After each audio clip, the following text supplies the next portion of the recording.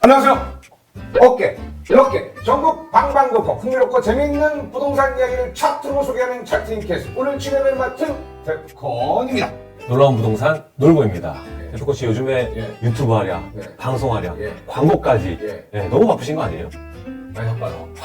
요즘엔 진짜 핫플 많은 것 같아요. 근데 데프콘씨 이거 아세요? 요즘에 최고 핫플로 불리는 이 성수, 용산, 잠실 이곳들이 옛날엔 허허벌판이었습니다. 네? 진짜요? 네. 그래서 오늘 준비한 오늘의 차트 인켓은 2탄 반전 실화 화려한 도시의 숨겨진 탄생 비하인드 탑 5입니다. 아, 주제 좋습니다. 이번엔 어떤 도시들의 과거와 현재 이야기가 나올지 정말 기대가 되는데요. 자, 이 영상 하나면 신도시들이 변화할 수밖에 없었던 도시개발의 법칙까지 다 알 수 있습니다. 자, 오늘은 과연 어떤 도시들이 순위에 올랐을까요? 함께 보시죠. 5위! 이리저리 치인 인천에 20년 없던 땅이 생겨났다고? 한국의 베네치아, 인천의 강남이라는 말을 들으면 떠오르는 곳이 있으신가요?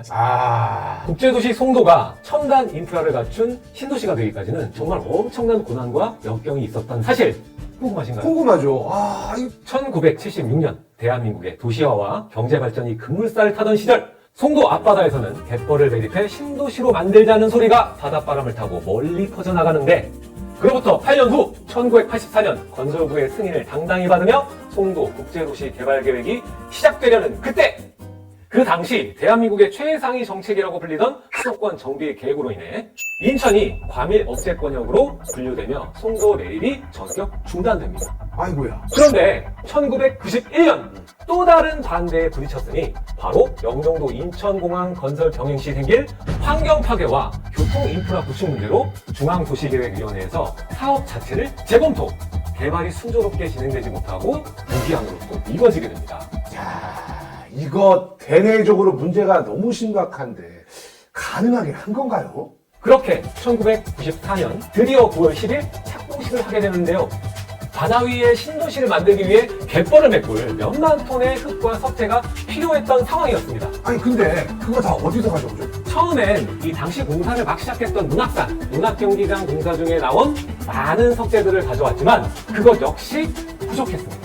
그래서 1993년에 착공에 들어간 인천 지하철 1호선에서 나온 석재를 가져와 겨우 해결해 보았지만 이미 매립 시기가 늦춰지는 사이에 일기 신도시가 하나 둘 완성되면서 사람들이 입주하기 시작하고 만약 송도 신도시에 아파트가 공급된다면 이무양 사태가 불가피해 보이는 상황이었습니다. 아니 진짜 이 정도면은 이거 저기 구타 한번 해야 되는 거 아니에요 진짜? 인천은 90년대 후반부터 컴퓨터와 IT 산업이 부상하고 있다는 점, 중국과 지리적으로 가까운 점, 인천공항이 건설되고 있는 점을 착안해서 스카이포트 발전 전략을 수립했고 네덜란드의 OMA와 함께 멀티미디어의 미디어 그리고 실리콘밸리의 밸리를 따서 미디어밸리라는 이름의 정보통신기술 산업단지를 조성하길 꿈꾸게 됩니다. 그러나 송도 국제도시 계획에 가장 큰 시련이 남았으니 그만하세요 제발 많이 먹은 나이가 그만해 얘기 좀 그만하. 바로 1997년 외환위기 사태가 발발되게 됩니다. 송도 매립 사업은 무산위기에 처하게 됩니다. 데프콘 씨가 볼 때 여기서 어떻게 하시겠어요? 이거는 쉽지 않습니다. 이거는 아무리 중국만 해도 이건 쉽지가 않아. 그러나 2001년에 미국의 부동산 기업 게일 인터내셔널의 회장이 한 줄기 빛처럼 등장! 이후에 포스코건설이 합작하여서 NSIC 설립했고요. 송도의 개발을 성공적으로 이끌며 우리나라 최초의 경제자유구역으로 지정되는 쾌거를 이룩하게 됩니다. 송도 신도시는 금세 국내외 유명 핫플레이스로 진급하게 됩니다. 이처럼 수많은 어려움과 역경을 극복해낸 인천의 강남, 송도는 현재에도 끊임없이 도전하면서 계속 발전해 나가고 있습니다. 대내적으로 이 각종 난관과 반대에 부딪혀서 20년간 도시개발을 한 끝에 드디어 최첨단 산업단지와 부처를 읽어낸 이 송도 국제도시가 5위를 차지했네요. 진짜 송도 이제부터 중꺾마의 아이콘으로 불릴 것 같습니다. 자 4위는 어떤 도시일지 궁금한데 공개해주세요. 4위! 무기나 짓던 허울판이 명품 브랜드의 성지가 되기까지! 최초의 신도시에 대해서 알고 계신가요?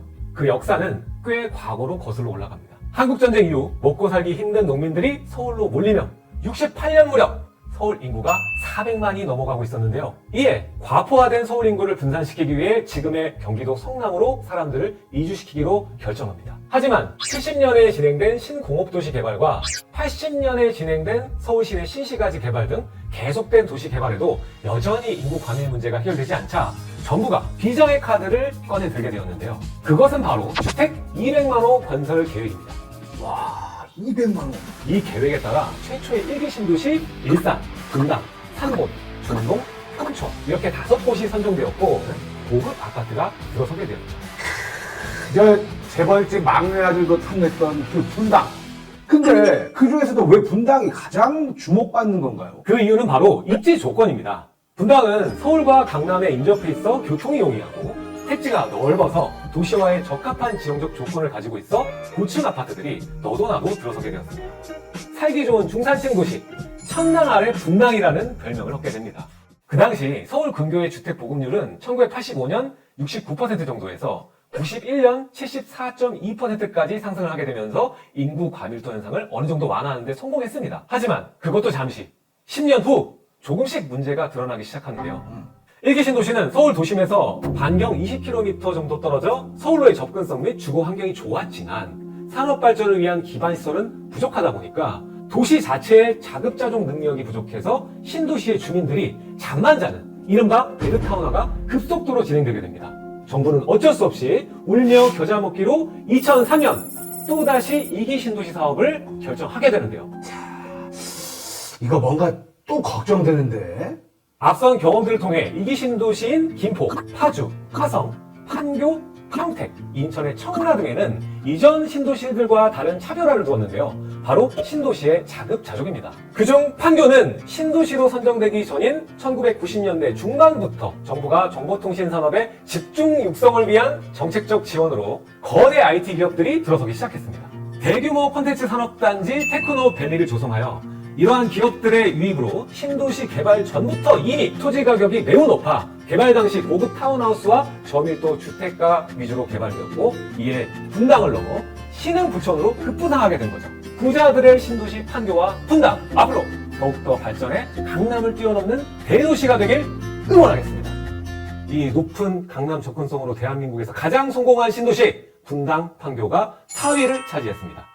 자, 앞서서 말씀드린 5위 송도와 4위 분당 판교가 인구 밀도의 분산을 위한 신도시 개발 산업단지였다면 이거 외에도 다양한 사건들로 인해서 도시 개발이 이루어지는 경우가 아주 많습니다.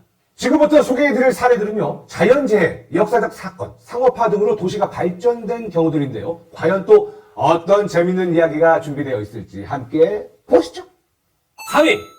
강북에서 강남으로 이사가버린 잠실. 봄마다 벚꽃 비가 내리고 대한민국을 대표하는 랜드마크가 있는 이곳. 잠실이 과거 섬이었다면 믿어지시나요? 본래 잠실은 살고지벌 일대에 붙은 육지였습니다. 또한 이 행정이나 생활권 측면에서도 한강 이북과 밀접한 지역이었는데요. 그럼 어쩌다가 강북에 있던 잠실이 강남 3구로 주목받게 됐을까요? 아, 그러게요. 어떻게 가능하게 된 일이죠? 1925년 을충년 조선 일제강점기 시기 한반도의 지형을 뒤바꾼 대홍수가 일어났습니다. 이 을충년 대홍수가 어느 정도였냐면 시간당 300에서 600ml로 하루아침에 이 비를 다 맞은 상황이라는 거죠. 이거 진짜 엄청난 대홍수였네요. 대홍수 이후 이 신천강의 유량 유입이 급격하게 늘어나서 분류가 되었는데요.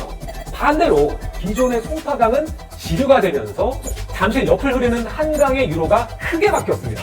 아, 잠깐만. 그래서 어떻게 잠실이 강남의 육지가 된 거냐고요. 이 홍수로 잠실섬은 당시 약 100만 평이 넘는 큰 모래섬이 되었는데요. 1960년대 후반부터는 한강 개발 사업과 함께 서울 속 오지였던 잠실이 개발이 시작됩니다.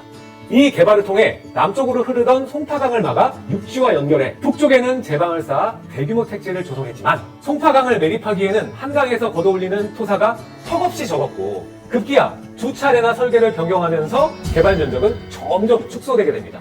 결국 하다하다 시내에서 배출되는 연탄재 쓰레기까지 가져다가 메우게 되고 이런 힘든 과정을 거쳐 잠실섬은 오늘날의 서촌호수를 제외하고 육지화가 되면서 75만 평의 부지로 만들어졌습니다. 자, 이렇게 땅은 완성되었고 잠실은 어떻게 요즘 날의 대규모 주택과 스포츠 단지가 가득한 곳으로 탈바꿈이 된 걸까요? 정부가 원래 세웠던 잠실지구 종합개발계획은 1973년 박정희 대통령이 서울의 마지막 남은 빈 땅인 잠실을 틀에 박힌 도시가 아닌 국제적으로도 손색이 없는 운동장 시설을 갖춘 이상적인 신도시의 모습으로 개발할 것을 주문하게 됩니다. 이에 따라 구획정리 사업을 전면 중단하고 잠실 주변 터까지 합해서 340만 평의 넓은 땅에 5개 단지 규모의 잠실 아파트와 잠실 종합운동장을 만드는 잠실지구 종합개발계획 사업을 추진하게 됩니다. 아하, 틀에 박힌 도시에서 틀을 깨고 나왔네요. 이때 잠실지구 내 주공아파트 건설 물량은 가히 파격적이었는데요.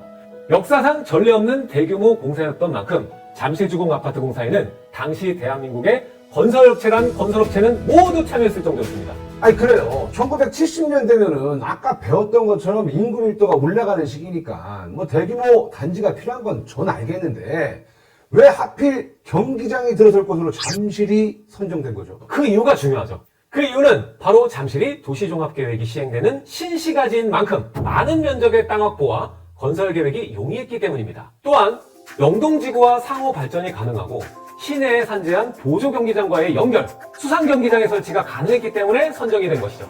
그렇게 1984년 9월 29일 완공된 잠실종합운동장은 이후에 86년 아시안게임, 88년 서울올림픽을 연달아 개최했고 그 수많은 국내외 스포츠 행사를 훌륭하게 치러내면서 서울의 랜드마크로 지금까지 자리 잡고 있습니다. 강북에 위치한 섬에서 강남의 육지가 된 잠실이 상이었습니다. 아, 이 잠실. 저도 진짜 가면서 과거에 그 섬이었다는 걸 바로 지금 알았습니다. 이게 3위라면 나머지 2위. 1위는 얼마나 더 놀라운 사연이 있을지 너무 궁금한데요? 얼른 보시죠. 2위, 톱스타들의 한남동 빌리지. 그 땅 깊숙이 숨겨진 놀라운 비밀. 월드클래스가 모여 살고 윤석열 대통령의 집무실이 있는 이곳 용산. 대한민국 집값 상위 1%를 자랑하는 이곳이 100여 년 전 공동묘지였다는 사실을 알고 계셨나요? 한국의 대표적인 전통 부천, 한남동 성북동도 과거 그렇지 않았던 때가 있었는데요. 조선 중기 이후 사형을 당해 장례를 치를 수 없는 시신이나 돈이 없는 빈궁한 백성들이 죽으면 사대문 바뀐 한남동과 이태원 지역을 공동묘지로 사용했다고 합니다. 이후 일제강점기인 1912년 일제가 무려 약 51만 1830평의 이태원동 일대를 공동묘지로 지정하게 됩니다. 망자들의 쉼터였던 이곳은 1930년대 들어 일본군 사령부가 주변에 있어서 일본군 관계자들에게 접근성이 좋고 한적한 곳이라 별장으로 쓰기 좋다는 이유로 일본인의 교외주택가로 변신하게 됩니다. 이후 일제의 대경성 도시 계획에 따라 한남동 일대는 주택가로 개발되면서 인구가 급속히 늘어났고 1938년엔 남산 주회도로가 만들어지면서 남산 중턱에서 한강이 훤히 내려다 보이는 드라이브 코스 등 나들이의 명소로 인기가 나날이 높아져 갔습니다. 아니 그러면 일제 강점기가 끝나고 일본군이 철수한 이후에 어떻게 부촌이 형성된 거죠? 부촌이 형성된 이유는 도시계획으로 들어선 일본의 적산가옥들이 1945년 광복 후 정부가 이를 압수해 돈벌이 수단으로 사용하게 되면서 돈을 많이 가진 부유층이 사들이게 되었고 한국전쟁 이후엔 권력의 핵심 인사들이나 재계 거물급 인사들도 관계 형성을 위해서 자연스럽게 한남동으로 이익이 되었습니다. 이와 동시에 용산에 미군이 주둔하면서 각국 대사관과 대사관저가 속속 들어서게 되었고 이후 1969년 제3한강교와 1970년 남산 1호 터널이 개통되면서 용산은 서울 도로망의 중심점, 교통의 요충지로 거듭나게 된 것입니다. 이후 용산은 계속 몸값을 올려가며 신흥 부자들도 꾸준히 유입이 되었는데요. 또한 이 국내 톱스타들도 이 지역으로 모여들었는데 옛 단국대 부지에 들어선 한남더이, 이 외국인 아파트를 재개발한 라인원 한남 등이 용산에 자리를 잡으면서 시간이 갈수록 부천의 이미지가 더 확고해지고 있습니다. 지금은 매봉산 자락의 대통령 관전을 비롯해서 국회의장, 대법원장, 육군 참모총장 등 권력기관의 공간이 집중적으로 몰려서 한남동 공관청을 형성하고 있습니다. 결론적으로 한남동 부천은 한국 재벌들과 톱스타들을 품 안에 들일 정도로 강력한 명당터이긴 하지만 그에 못지않게 어두운 과거도 가지고 있는 명과 암이 동시에 존재하는 도시로 오늘날까지 함께하고 있습니다. 네, 과거 공동묘지였던 부지에서 외국인과 인사들이 모여서 지금의 부촌이 된 1위! 용산의 역사적 배경에 대해서 알아봤는데요. 이제 대망의 1위가 남아있습니다. 네, 대망의 1위를 과연 어떤 도시가 차지했을지 마지막으로 함께 보시죠! 1위, 낙후된 지역에서 핫플의 성지가 된 성수동의 비밀. 현재 대한민국에서 가장 핫플레이스를 뽑는다면 바로 이곳 성수겠죠. 아, 여기 좋은 데 많아요. 특히나 맛있는 빵집이 정말 많습니다. 한때 도심 속 공업단지로 위상을 자랑했던 성수동은 압구정과 청담을 마주보는 한강변에 위치해 지적 요건이 매우 좋은 곳입니다. 조선시대에는 마을 목축장으로 사용되며 경마장, 공업지대 등을 거쳐 여러 변화를 겪었는데요. 아하, 그러고 보면은 이 성수가 다른 도시에 비해서 공업 발전이 좀 빨리 된 편인 것 같아요. 아무래도 이 지리적 조건이 크게 작용한 거 아닐까 싶습니다. 여러 가지 이 법적 조치가 마련이 되면서 이곳에 여러 기업들이 들어오기 편해졌거든요. 특히 한국전쟁이 끝난 후 피폐해진 서울을 복구하며 재조성되었던 성수동 공업단지는 1970년대부터 2000년대 초반까지 구두공방, 봉제공장, 자동차 정비소, 창고가 약 3천여 개가 밀집했을 정도로 번성기를 맞이하게 됩니다. 90년대에는 벤처기업 및 소규모 제조업체가 입주, 주거지와 공업지가 혼재하는 독특한 중공업지대를 형성해 현재 모습의 기반이 되었습니다. 이렇게 잘 나가던 성수동이 어느 날 절체절명의 위기를 맞이하게 됩니다. 그것은 바로 외환위기! 성수동은 산업구조의 변화와 IMF를 겪으면서 천여 곳에 달하는 수제화 공장이 문을 닫게 되었고 그 후 오랫동안 낙후된 지역으로 인식되어 왔습니다. 그렇게 슬럼화되었던 성수동은 어떻게 다시 핫플레이스로 탄생하게 되었을까요? 2000년대 중반부터 젊은 예술가들이 성수동의 값싼 임대료와 공업지역만의 특수한 분위기에 이끌려 하나둘씩 모이기 시작했고 기존 상업공간의 전시를 병행하는 이른바 복합문화공간이 하나둘씩 들어서게 되면서 거리가 활기를 띠기 시작하게 된 겁니다. 이게 지역 주민과 젊은 사업가들과 이 협약을 통해서 개성을 갖춘 새로운 도시로 변신하게 된 거군요. 낡은 건물에 들어선 세련된 감각의 카페와 작업 공간들과 더불어서 최근에는 유명 스타트업과 IT 대기업들이 서울 강남과 경기 판교를 떠나서 성수동으로 모여들게 되면서 기업을 골라받을 만큼 자리가 없다라고 할 정도로 스타트업계의 심장, 한국의 브루클린이라는 별명을 얻게 되었습니다. 2010년대 중반부터는 도시재생 사업이 진행하면서 강남과 인접한 지하철 2호선과 분당선이 통과하는 편리한 교통편을 만들고 서울숲, 뚝섬 유수지 등 한강뷰와 숲세권을 동시에 지닌 풍부한 자연자원으로 서울에서 유명 연예인이 가장 많이 사는 아파트 트리마제, 갤러리아 폴의 아크로서울 포레스트 등 서울숲 3대장을 당당하게 거느리게 되었습니다. 이렇게 다시 활성화된 성수동 일대가 요즘 세대에게 인기를 끌고 있는 가장 큰 이유는 뭘까요? 대표고 씨. 아무래도 그 레트로? 문화적인 어떤 감성 때문이 아닐까요? 맞습니다. 물적 소비 외에도 성수동 일대의 특징인 문화, 예술이라는 부가적 가치를 내세워서 개성을 무엇보다 중요시하는 20대, 30대의 취향이 정확하게 반영되었기 때문이라는 거죠. 예를 들어 기존 공장 건축물 골조를 그대로 노출시키거나 이 깨진 콘크리트를 그대로 방치시킨 채로 카페를 재탄생한 모습들이 오래됐지만 오히려 MZ세대들에게 새롭게 느껴지는 이 뉴트로 감성과 맞닿으면서 문화 성지로 급부상하게 된 거죠. 이뿐만 아니라 최근엔 자연과 문화라는 컨셉트가 상권에서 중요하게 자리 잡으면서 젊은 사람들이 더 많이 몰리게 되었는데요. 이에 따라 트렌디한 카페와 레스토랑을 중심으로 개성 있는 브랜드들이 너도 나도 팝업 스토어를 하겠다고 줄을 서면서 팝업 스토어의 성지, 오늘날의 성수동이 된 것입니다. 저도 이번에 그 성수를 가보니까 이 팝업 스토어가 엄청 많더라고요. 네, 엄청 많죠. 저도 예전에 이 성수동 가본 적이 있는데 지금의 성수동이랑 과거랑 비교를 해보면 진짜 다른 나라에 왔나? 이 정도로 많이 바뀌었습니다. 과거 슬럼가에서 지금은 젊은 세대가 몰리는 성수. 앞으로도 대한민국 최고 핫플로 기억될 것입니다. 5위 송도 국제도시부터 4위 분당엔 판교 신도시까지 국가 도시 개발로 만들어진 도시들과 4위 잠실, 그리고 2위 용산, 대망의 1위 성수동까지 다양한 도시 발전으로 개발이 된 핫플까지 반전시와 화려한 도시에 숨겨진 탄생 비하인드 탑5 만나봤는데요. 오늘 어떠셨나요, 놀부씨? 네, 오늘 차트에서 만나본 도시에 갈 때마다 이 도시가 어떻게 생겨났고 발전해왔는지 파노라마처럼 쭉 펼쳐질 것 같아요. 자, 그럼 다음 시간에 더 놀라운 차트로 돌아오도록 하겠습니다. 구독, 좋아요, 알림 설정까지 오케이, 룩해!